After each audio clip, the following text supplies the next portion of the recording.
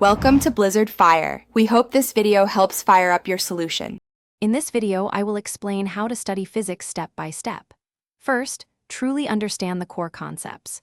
Don't just memorize formulas, strive to grasp the underlying principles. Use diagrams and visual aids to clarify complex ideas, as physics is very visual. Actively participate in class discussions and never hesitate to ask questions.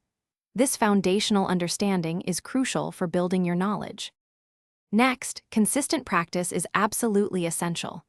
Work through a wide variety of problems, from simple exercises to more complex, multi-step questions. Don't just get the answer. Review solutions thoroughly to understand different approaches and reasoning. This helps you identify common mistakes and pinpoint areas where you need to dedicate more attention, strengthening your problem-solving skills. To maximize your learning, employ effective study techniques. Create a consistent study schedule, dedicating specific time slots, perhaps 3 to 4 hours weekly, solely to physics.